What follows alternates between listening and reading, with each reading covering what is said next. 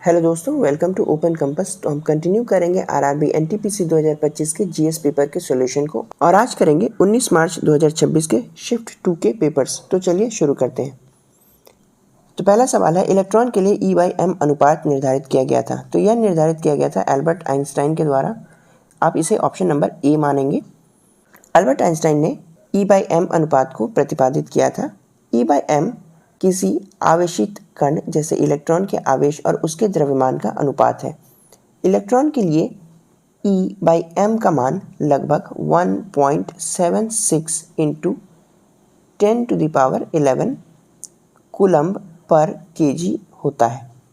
Albert Einstein ने सापेक्षता का सिद्धांत यानी थ्योरी ऑफ रिलेटिविटी दिया और द्रव्यमान ऊर्जा का समीकरण E mc² भी दिया। एल्बर्ट आइंस्टाइन को 1922 में फोटो इलेक्ट्रिक इफेक्ट के लिए नोबेल पुरस्कार से भी सम्मानित किया गया। फिर देखते हैं न्यूटन के बारे में।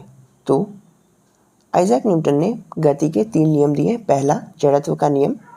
जड़त्व का नियम कहता है कोई भी वस्तु अपनी स्थिति में परिवर्तन का विरोध करती है, यानी कि जो वस्तु स्थिर है वह स्थिर रहना चाहती है, वहीं जो वस्तु गति में है वह गति में ही रहना चाहती है। फिर संवेग का नियम, यानी कि F = m/a। और तीसरा, क्रिया व प्रतिक्रिया का नियम, यानी कि प्रत्येक क्रिया के लिए एक विपरीत और बराबर प्रतिक्रिया होती है। ये तीनों नियम आइजैक न्यूटन के द्वारा दिए गए। वहीं जे थॉमसन के बारे में बताएंगे कि इन्होंने कौन सा परमाणु मॉडल दिया। फिर देखते हैं प्रश्न संख्या 2, भारत किस वर्ष आधिकारिक तौर पर शंघाई सहयोग संगठन यानी कि SCO में पूर्ण सदस्य के रूप में स्थापित हुआ। तो भारत 2017 में SCO का पूर्ण रूप से सदस्य बना। SCO की स्थापना 2001 में हुई। इसमें 10 देश हैं जो कि हैं भारत, चीन, रूस, Pakistan, Kazakhstan, Kyrgyzstan, Tajikistan, Uzbekistan, Iran और बेलारूस। SCO का मुख्यालय बीजिंग, चाइना में है। देखेंगे प्रश्न संख्या 3, आधुनिक कृषि परिवर्तनों के बावजूद भारत में किस प्रकार की कृषि अभी भी व्यापक रूप से प्रचलित है। तो भारत में निर्वाह कृषि व्यापक रूप से प्रचलित है। निर्वाह कृषि में मुख्य रूप से कृषक अपने और अपने परिवार के भरण पोषण के लिए फसल उगाते हैं। इसमें फसल का सरप्लस यानी कि अधिकता कम होती है, जिससे वह उसे बाजार में नहीं बेच पाते और ज़्यादा से ज़्यादा अपने उपयोग के लिए रखते हैं। हमने पिछले कक्षाओं में गहन और व्यापक कृषि के बारे में पढ़ा था। तो आप मुझे कमेंट में बताएंगे गहन और व्यापक कृषि क्या होती है।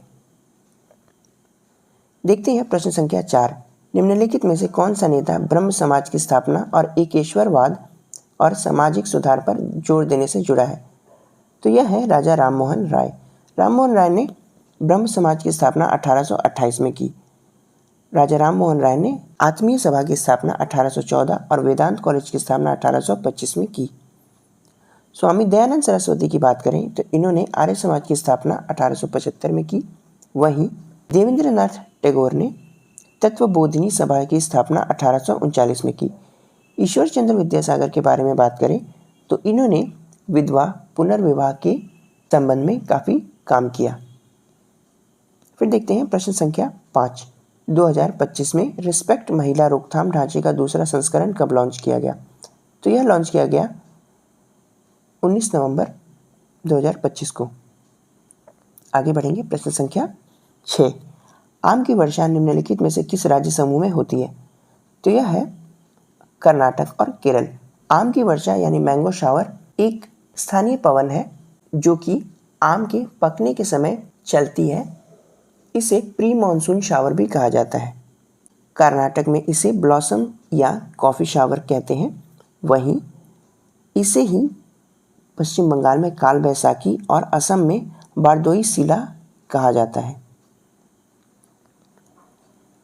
फिर देखते हैं प्रश्न संख्या 7, कंप्यूटर को पुनः प्रारंभ करने का अर्थ है, यानी कि रिस्टार्टिंग अ कंप्यूटर मीन्स। तो कंप्यूटर को पुनः प्रारंभ करने का अर्थ है इसे स्वचालित रूप से बंद करना और फिर से चालू करना। यानी कि हम कंप्यूटर को रिस्टार्ट जब करते हैं तो उसे खुद ही बंद करने और ऑन होने की स्थिति में छोड़ देते हैं। वहीं शटडाउन एक ऐसी प्रक्रिया है जो कि कंप्यूटर को पूर्ण रूप से बंद करने के लिए उपयोग में लाया जाता है। प्रश्न संख्या 8, भारतीय संविधान के राज्य के नीति निर्देशक सिद्धांतों का मुख्य उद्देश्य किस प्रकार का न्याय प्राप्त करना है? तो यह है आर्थिक और सामाजिक न्याय प्राप्त करना। इसीलिए राज्य के नीति निर्देशक तत्वों में लोगों को मानवीय रूप से काम करने और उचित वेतन देने का प्रावधान है। महिलाओं एवं पुरुषों को समान काम के लिए समान वेतन देने का प्रावधान है। समान नागरिक संहिता के बारे में बात की गई है। आगे बढ़ेंगे। प्रश्न संख्या 9, निम्नलिखित में से कौन सा कथन ब्रायोफाइट को शैवाल से अलग करता है? तो ब्रायोफाइट युग्मनज से भ्रूण का निर्माण को प्रदर्शन करते हैं, यानी कि bryophytes exhibit the formation of an embryo from the zygote. Bryophytes क्या होते हैं? तो ब्रायोफाइट्स छोटे गैर संवहनी यानी कि नॉन वस्कुलर पौधों का समूह होते हैं जो मुख्य रूप से नम व दलदली क्षेत्रों पे उगते हैं। ब्रायोफाइट्स के एग्जाम्पल हैं काई यानी कि मॉसेस, लिवरवर्ट और हॉर्नवर्ट।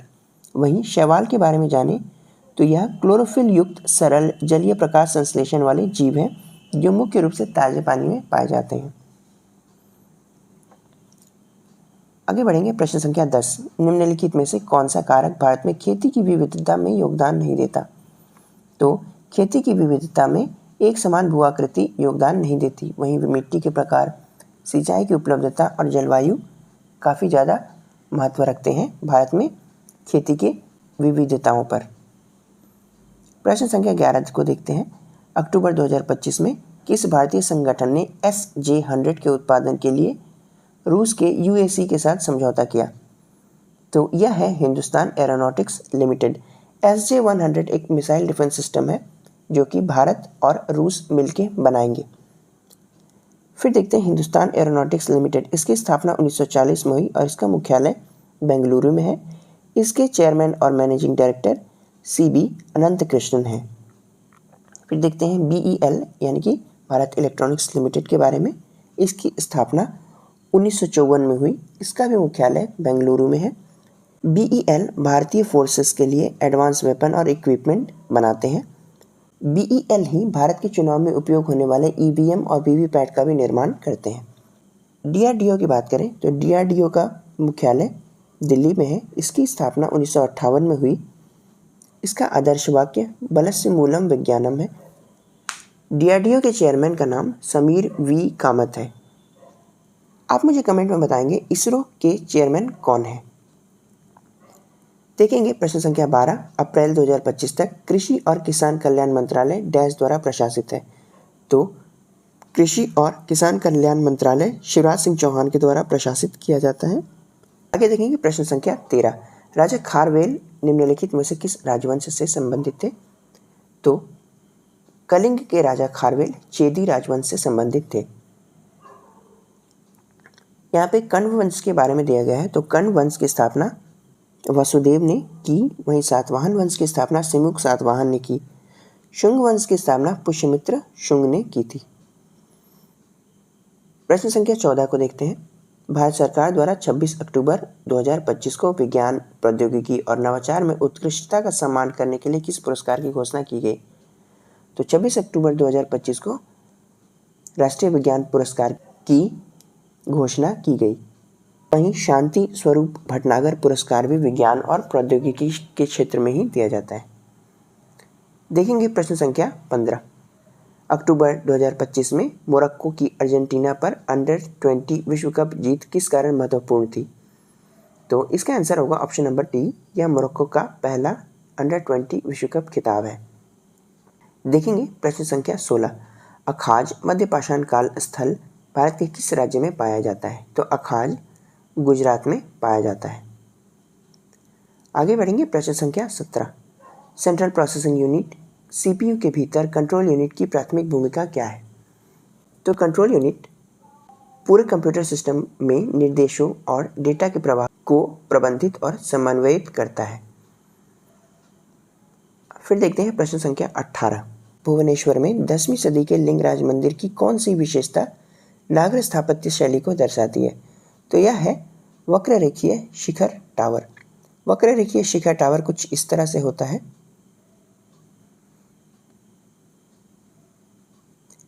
यह भुवनेश्वर के लिंगराज मंदिर में दिखाई देती है। लिंगराज मंदिर बहुत ही खूबसूरत मंदिर है। अगर आप पुरी या भुवनेश्वर जाते हैं तो लिंगराज मंदिर के दर्शन ज़रूर करें।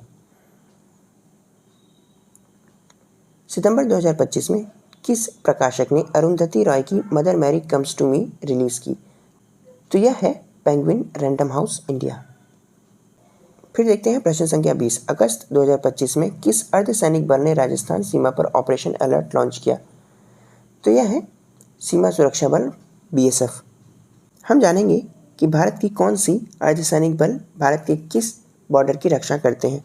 तो BSF रक्षा करते हैं पाकिस्तान और बांग्लादेश की सीमा पर, वहीं ITBP चाइना की सीमा पर, SSB नेपाल और भूटान की सीमा पर, वहीं असम राइफल्स नॉर्थ ईस्ट के बॉर्डर्स को देखते हैं। अगर आपको ये वीडियो अच्छा लग रहा हो तो इसे लाइक करें। फिर देखते हैं प्रश्न संख्या 21। कौशल विकास और उद्यमिता मंत्रालय की जन शिक्षण संस्थान की योजना के बारे में निम्नलिखित में से कौन सा कथन सही नहीं है? तो यह है ऑप्शन नंबर C। इसे औद्योगिक प्रशिक्षण संस्थानों के माध्यम से कार्यान्वित किया जाता है, यानी कि it is implemented through industrial training institutes ITIs। आगे बढ़ेंगे, प्रश्न संख्या 22 को देखते हैं। प्रश्न संख्या 22 कहता है, कंप्यूटर की चौथी पीढ़ी में एकीकृत सर्किट और कॉम्पैक्ट कंप्यूटिंग का उपयोग हुआ। यह पीढ़ी की शुरुआत किस प्रमुख घटक के आविष्कार से हुई? तो यह माइक्रोप्रोसेसर चिप के आविष्कार के बाद से हुई। यहाँ पे इनाइक कंप्यूटर सिस्टम दिया गया है। इनाइक का full form electronic numerical integrator and computer है। यह पूरे विश्व का पहला कंप्यूटर था। इसे पेंसिल्वेनिया की यूनिवर्सिटी में बनाया गया था और यह 1945 में अपना काम करना शुरू किया। फिर देखेंगे प्रश्न संख्या 23। अक्टूबर-नवंबर 2025 के दौरान किन दो भारतीय राज्यों ने त्रिशूल 2025 ट्राई सर्विसेज अभ्यास की मेज़बानी की? तो त्रिशूल ट्राई सर्विसेज अभ्यास की मेज़बानी गुजरात और राजस्थान ने की। आगे देखेंगे प्रश्न संख्या 24। प्रश्न संख्या 24 कहता है, प्रधानमंत्री कौशल विकास योजना किस वर्ष शुरू की गई? तो PMKVY 2015 में शुरू की गई। इसी से मिलता जुलता एक अभियान था startup India mission. Startup India mission 2016 में शुरू किया गया। वहीं आत्मनिर्भर भारत 2020 कोरोना महामारी के समय शुरू किया गया था। देखेंगे प्रश्न संख्या 25। निम्नलिखित में से कौन सा से एक पारिस्थितिकी तंत्र में अजैविक कारक का उदाहरण है? तो मिट्टी जो है वो अजैविक कारक का उदाहरण है। फिर देखते हैं प्रश्न संख्या 26। प्रारंभिक आधुनिक काल के दौरान भारत में व्यापारिक बस्तियां स्थापित करने वाली पहली यूरोपीय शक्ति कौन सी थी? तो भारत में व्यापारिक बस्तियां स्थापित करने वाले पहले यूरोपीय पुर्तगीज यानी कि पुर्तगाली थे। 1498 में वास्को डी गामा के द्वारा भारत की समुद्री मार्ग की खोज की गई और इन्होंने ही पहली व्यापारिक बस्ती कालीकट में स्थापित की। फिर देखेंगे प्रश्न संख्या 27। संसद के प्रत्येक सदन के सदस्यों और उनकी समितियों की शक्तियों, विशेषाधिकारों और उन्नतियों को परिभाषित करने के लिए संविधान के तहत किस प्राधिकरण को अधिकार दिया गया है? तो उनके प्राधिकरण को परिभाषित करने के लिए स्वयं संसद को अधिकार दिया गया है। प्रश्न संख्या 28 देखते हैं। 2500 ईसा पूर्व के आसपास हड़प्पा की मूर्तियां जैसे डांसिंग गर्ल के लिए आमतौर पर किस सामग्री का उपयोग किया जाता था? तो डांसिंग गर्ल को बनाने के लिए ब्रॉन्ज यानी कि कांस्य का उपयोग किया गया। ऐसे भी हड़प्पा सभ्यता को कांस्य युगीन सभ्यता भी कहा जाता है। डांसिंग गर्ल की मूर्ति को बनाने के लिए लॉस्ट वैक्स टेक्निक का उपयोग किया गया।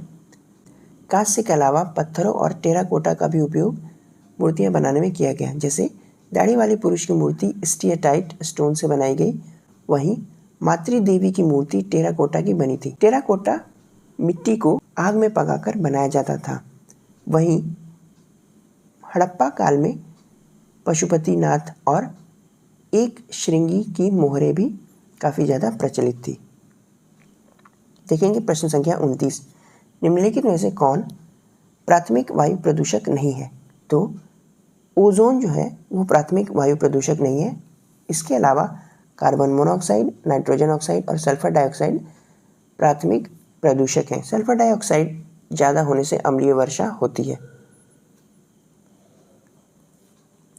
लमन, जिसमें लड़कियों का एक समूह छंद गाता है और लड़कों का एक समूह गीत में उत्तर देता है, जो घंटों तक चलता रहता है, किस राज्य में लोकप्रिय संगीत है?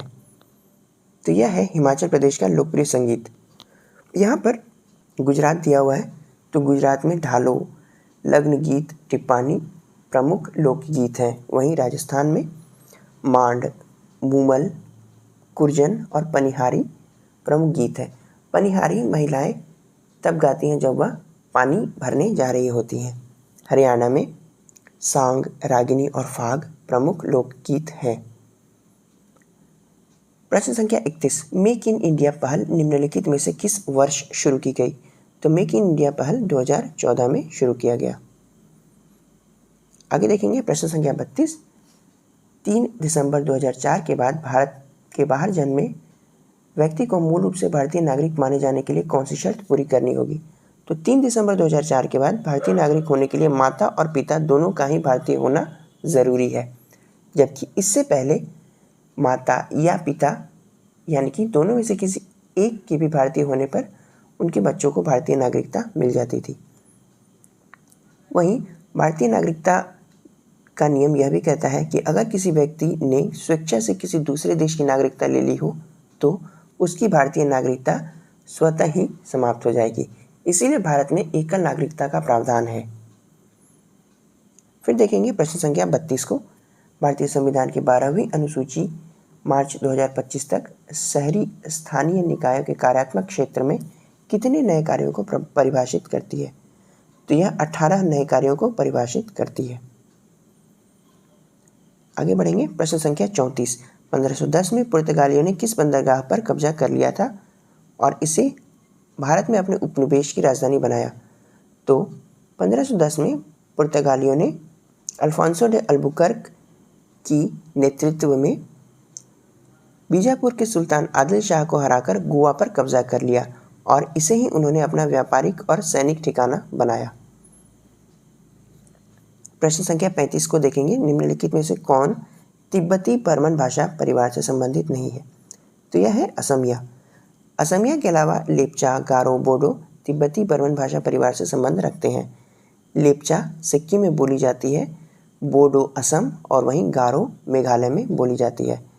ये तीनों भाषाएं होने के साथ साथ ट्राइब्स यानी जनजातियों के भी नाम हैं। आगे बढ़ेंगे प्रश्न संख्या 36, चिल्का झील उड़ीसा के किन जिलों में फैली हुई है? तो चिल्का झील पुरी, खुर्दा और गंजाम जिलों में फैली हुई है। प्रश्न संख्या 37 देखेंगे, बबूल प्रजाति का संशोधित डंठल जो पत्ती के ब्लेड जैसा दिखता है उसे डैश कहा जाता है? तो इसे फाइलॉड कहा जाता है। प्रश्न संख्या 38 को देखते हैं, मानव विकास की वैचारिक रूपरेखा का सूत्रपात किसके द्वारा किया गया? तो यह किया गया डॉक्टर महबूब उल हक के द्वारा। डॉक्टर महबूब उल हक पाकिस्तानी अर्थशास्त्री थे जिन्होंने ह्यूमन डेवलपमेंट इंडेक्स की रूपरेखा तैयार की। उसके बाद देखते हैं अमर्त्य सेन के बारे में। तो अमर्त्य सेन भारतीय अर्थशास्त्री हैं जिन्हें 1998 में अर्थशास्त्र के क्षेत्र में नोबेल पुरस्कार दिया गया। इन्हें 1999 में भारत रत्न भी दिया गया। अमर्त्य सेन और महबूब उल हक ने ही मिलकर ह्यूमन डेवलपमेंट इंडेक्स की रूपरेखा तैयार की। आगे देखेंगे प्रश्न संख्या 39, कौन सा शॉर्टकट वर्तमान फाइल को सेव करता है? तो बहुत ही आसान सवाल है, यह है कंट्रोल एस। कंट्रोल एस का उपयोग किसी भी फाइल को सेव करने के लिए किया जाता है। वहीं कंट्रोल पी का उपयोग प्रिंट करने के लिए किया जाता है। कंट्रोल आर का उपयोग ब्राउज़र में रिफ्रेश करने के लिए, वहीं MS वर्ड या एक्सेल में राइट अलाइनमेंट यानी कि चुने हुए टेक्स्ट को दाईं तरफ अलाइन करने के लिए किया जाता है। वहीं कंट्रोल एल का उपयोग वर्ड में चुने हुए टेक्स्ट को लेफ्ट की तरफ अलाइन करने के लिए किया जाता है और एक्सेल में टेबल की क्रिएशन पे किया जाता है। फिर देखेंगे प्रश्न संख्या 40, नवंबर 2025 में निम्नलिखित में से किस संगठन ने किफ़ायती मलेरिया टीकों के लिए एक नया सौदा सुरक्षित करने के लिए यूनिसेफ के साथ सहयोग किया? तो यह है गैवी। गैवी एक टीकाकरण कंपनी है जिन्होंने मलेरिया के टीकों के लिए यूनिसेफ के साथ संगठन समझौता किया है। तो यह थे 19 मार्च 2026 के शिफ्ट 2 के पेपर। हमने इन्हें हल किया और इससे जुड़े हुए महत्वपूर्ण फैक्ट्स को जाना। यह आपके आने वाले RRB, NTPC, under graduate level, ALP के परीक्षाओं, एसएससी के, सीएचएसएल और सीजीएल की परीक्षाओं के लिए महत्वपूर्ण है। तो आप इसमें दिए हुए फैक्ट्स को अपने नोट्स में जरूर शामिल करें। अगर आपको ये वीडियो अच्छा लगा हो तो इसे लाइक करें, शेयर करें अपने फ्रेंड्स के साथ। मैं इस तरह के एग्जाम ओरिएंटेड टॉपिक्स पे वीडियोस बनाता रहता हूँ, तो आप ओपन कंपास को ज़रूर सब्सक्राइब करें। मैं मिलूंगा आपसे नेक्स्ट वीडियो में, तब तक के लिए थैंक यू।